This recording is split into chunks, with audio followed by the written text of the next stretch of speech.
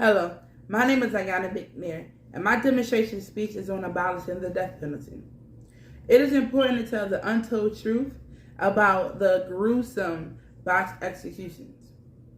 The death penalty has been in place since the 18th century, and it is still legalized in certain states.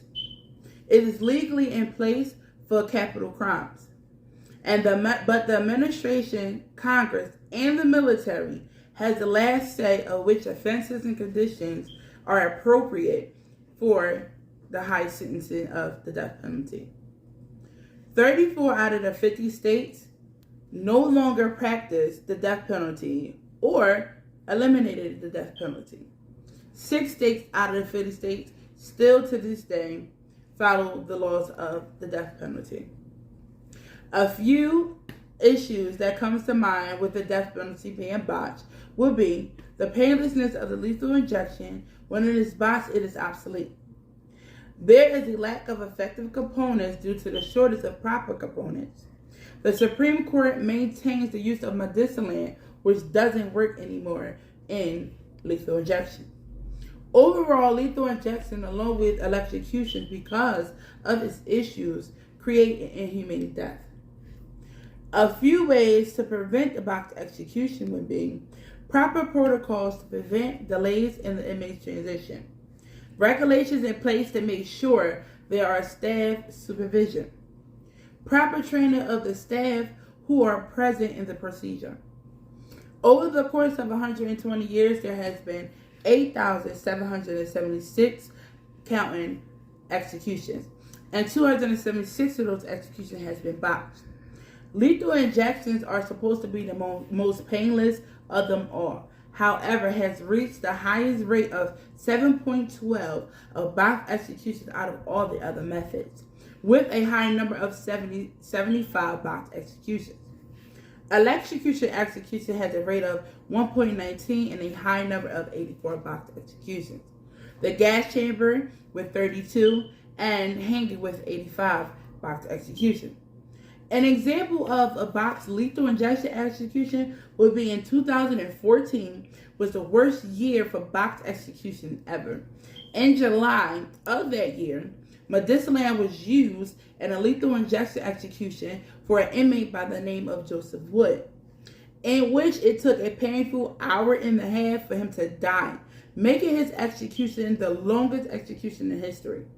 With each development in the technology of execution, the same promises has been made that each new technology was safe, reliable, effective, and humane. Those claims have not generally been fulfilled.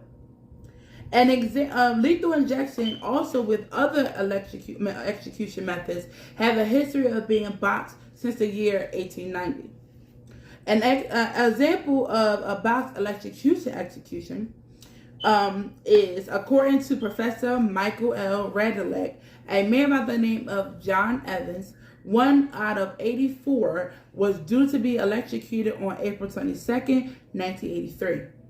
How that man was treated was very vigorous. The first voltage that was given to him caused electrodes on his legs to catch fire. His legs burned, and the same happened to the top of his head. When the examiner came into the chambers to check, Mr. Evans was still breathing. So they had to reapply each electrodes, and instead they changed their methods and put it on his ankles. It still began to burn his leg, and his head caught on fire. Mr. Evans' lawyer begged and pleaded for them to stop the procedure because he was suffering and he was dying very painfully. They continued to electrocute him, and 14 minutes after his death, his body was charred and was smoldering, and the chamber was filled with smoke. Ideas on how to fight against the death penalty. The 8th and 14th Amendment could help fight against the box execution. The United States Constitution is of the United States Bill of Rights, which prohibits the federal government from imposing excessive bail, excessive force, excessive fine, and cruel and unusual punishment.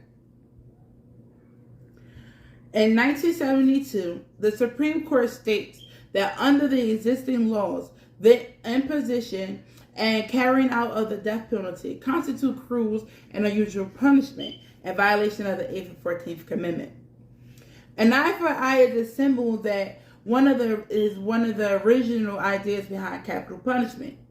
Times have changed. Many innocents have been victims of the death penalty. The death penalty has become racially, economically, and culturally biased over the years. If not abolishing the death penalty, then maybe we should find other ways that will prevent box execution. For example, for a proper justification for keeping the death penalty legalized, there should be an intense investigation with each case so the wrong person will be convicted and sentenced to death row without prejudice to determine if one should be executed. There should be proper training and protocols in place to prevent any box executions.